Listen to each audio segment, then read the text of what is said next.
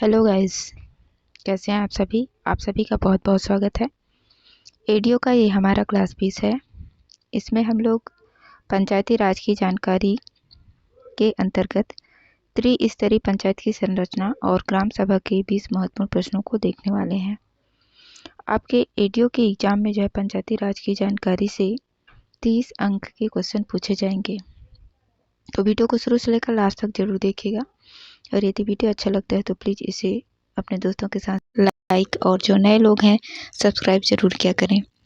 चलिए देखते हैं पहला क्वेश्चन है, ग्राम पंचायत के कार्यों का सामाजिक अंकेक्षण कौन करता है? ऑप्शन ए है ग्राम सभा, बी जनपद पंचायत, सी जिला पंचायत और डी है मुख्य कार्यपालन अधिकारी। सही आंसर क्या हो जाएगा? ग्राम पंचायत के कार्यों का सामाजिक अंकेक्षण कौन करता है? ग्राम सभा। ठीक है, ऑप्शन नंबर ए इस क्वेश्चन का सही आंसर हो जाएगा। देखते हैं अगला क्वेश्चन नंबर 2 है, ग्राम सभा की बैठक बुलाने की अपेक्षा कौन करता है?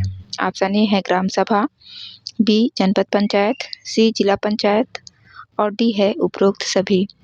सही आंसर क्या हो जाएगा? ऑप्शन नंबर डी, ये सभी जो है ग्राम सभा की बैठक बुलाने की अपेक्षा करते हैं। ठीक है, ग्राम पंचायत, जनपद पंचायत, जिला पंचायत। ऑप्शन नंबर डी सही आंसर हो जाएगा। देखते हैं अगला क्वेश्चन नंबर 3 है, ग्राम सभा की आपात बैठक की सूचना कितने दिन पूर्व देना अनिवार्य होता है? ऑप्शन ए है 7 दिवस, बी 15 दिवस, सी 3 दिवस और डी है तत्काल। सही आंसर क्या हो जाएगा? ग्राम सभा की आपात बैठक की सूचना जो है 3 दिन पहले देना अनिवार्य होता है। ठीक है, ऑप्शन नंबर सी इस क्वेश्चन का सही आंसर हो जाएगा।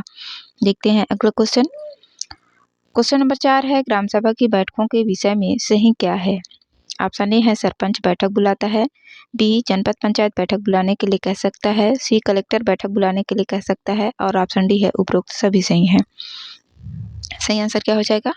ऑप्शन नंबर डी, उपरोक्त सभी सही हैं। ठीक है, सरपंच बैठक बुलाता है, जनपद पंचायत बैठक बुलाने के लिए कह सकता है और कलेक्टर भी बैठक बुलाने के लिए कह सकता है। तो इस तरह से ऑप्शन नंबर डी हमारा सही आंसर हो जाएगा। ठीक है, देखते हैं अगला क्वेश्चन नंबर 5 है, ग्राम सभा की बैठक की सूचना सामान्य बैठक के लिए कम से कम कितने दिनों पहले दी जानी चाहिए?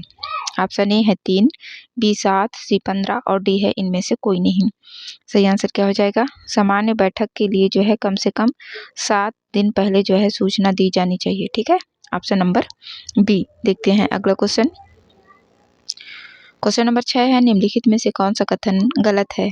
ऑप्शन ए, हर गांव के लिए एक ग्राम सभा होती है, बी ग्राम सभा में वे सभी लोग शामिल होते हैं जो एक गांव के मतदाता सूची में पंजीकृत हैं, सी है एक ग्राम सभा 10 लाख रुपए तक की परियोजनाओं के लिए अपने निर्णयों को लागू कर सकती है और ऑप्शन डी है आदिवासी बहुल पंचायतों में हर 3 महीने में ग्राम सभा की कम से कम एक बैठक आयोजित की जानी चाहिए। तो इसका जो सही आंसर होगा क्या हो जाएगा? Option number C. कौन सा कथन गलत है ना? तो गलत बताना था, तो हमारा जो आंसर होगा ऑप्शन नंबर सी हो जाएगा। एक ग्राम सभा जो है 10 लाख रुपए तक की परियोजनाओं के लिए अपने निर्णयों को लागू नहीं कर सकती है। ठीक, इसमें कर सकती है दिया है, इसलिए जो है ये गलत हो जाएगा। बाकी ए हर गांव के लिए एक ग्राम सभा होती है, सही है।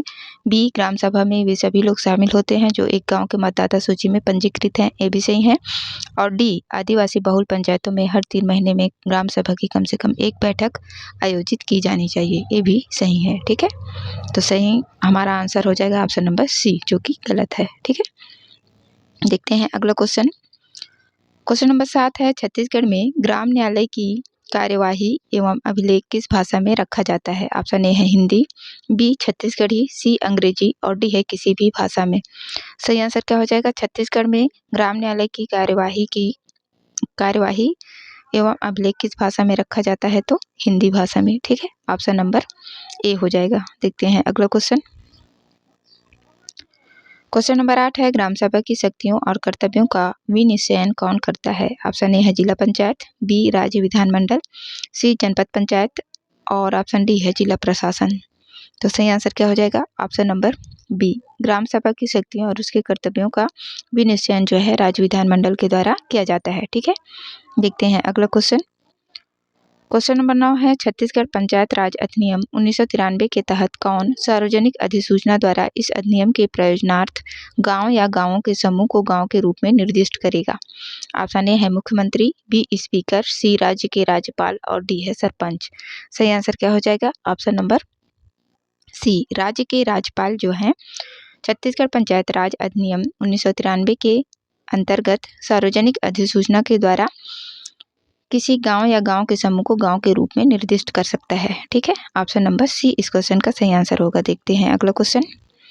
अगला क्वेश्चन है उस अधिनियम का नाम बताएं जो छत्तीसगढ़ की ग्राम सभा को विशेष अधिकार प्रदान करता है। ऑप्शन ए है छत्तीसगढ़ PR अधिनियम 1995, बी है छत्तीसगढ़ PR अधिनियम 1993, सी है छत्तीसगढ़ PR अधिनियम 1994 और डी है छत्तीसगढ़ PR अधिनियम 1996। सही आंसर क्या हो जाएगा? ऑप्शन नंबर बी, छत्तीसगढ़ पंचायती राज अधिनियम 1993 जो है ग्राम सभा को विशेष अधिकार प्रदान करता है। ठीक है, ऑप्शन नंबर बी। देखते हैं अगला क्वेश्चन।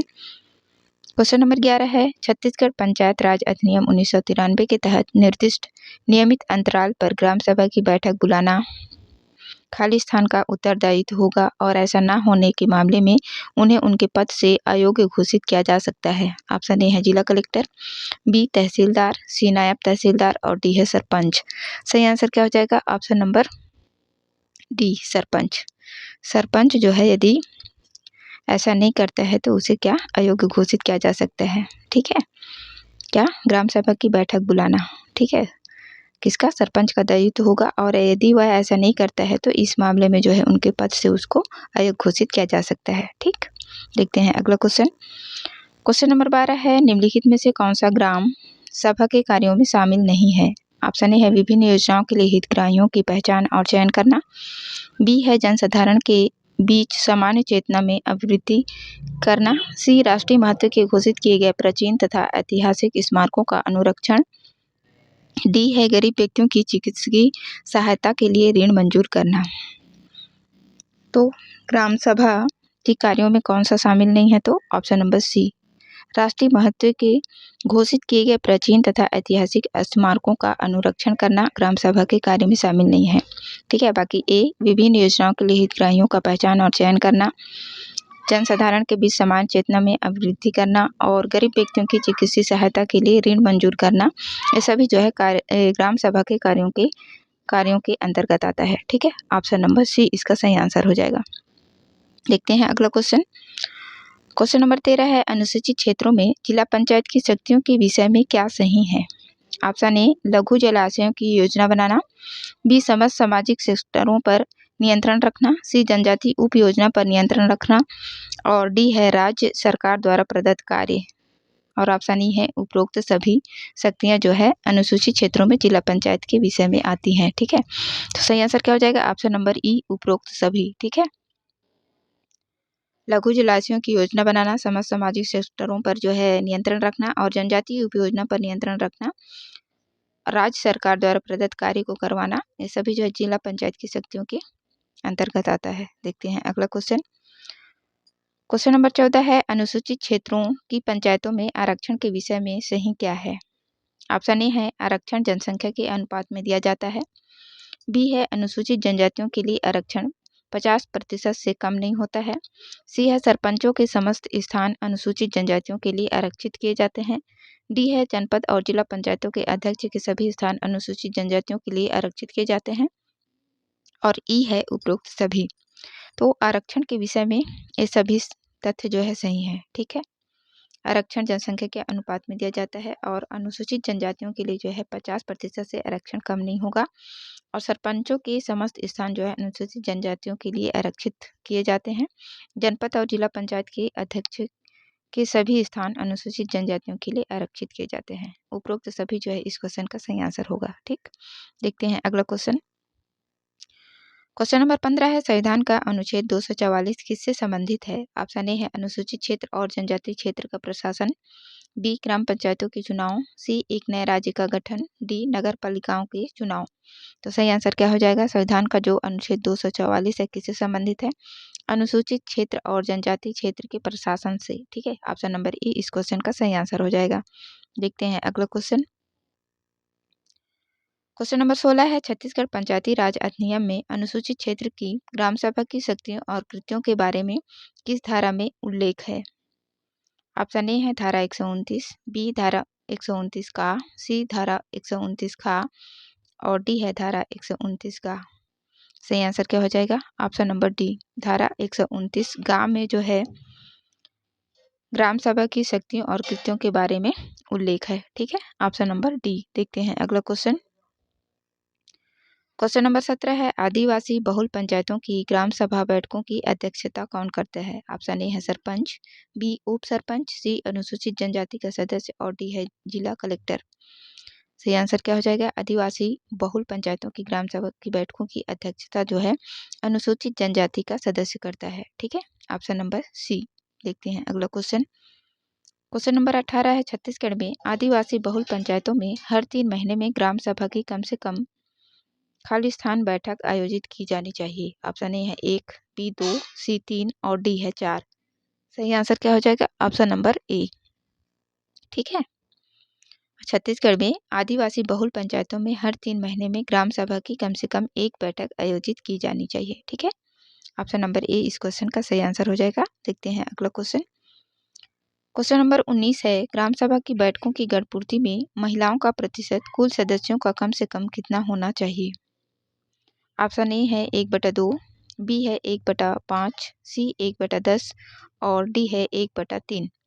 तो सही आंसर क्या हो जाएगा? ऑप्शन नंबर डी, 1/3 महिला सदस्यों का होना जो है जरूरी होता है। ठीक है, ग्राम सभा की बैठक की गणपूर्ति में महिलाओं की जो संख्या होती है वो कितना 1/3 होना जरूरी होता है। ठीक है, जनसंख्या का 1/3। ठीक, देखते हैं अगला क्वेश्चन।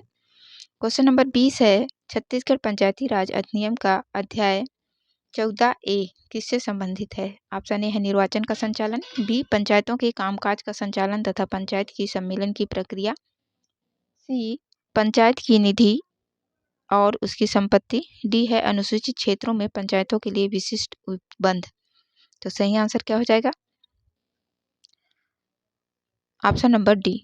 ठीक है, छत्तीसगढ़ पंचायती राज अधिनियम का अध्याय 14 ए जो है अनुसूचित क्षेत्रों में पंचायतों के लिए विशिष्ट उपबंध से संबंधित है। ठीक है, ऑप्शन नंबर डी इस क्वेश्चन का सही आंसर होगा। तो ये थे कुछ इंपॉर्टेंट एमसीक्यूज। आशा करती हूँ आप लोगों को वीडियो अच्छा लगा होगा। वीडियो देखने के लिए आप सभी का बहुत बहुत धन्यवाद।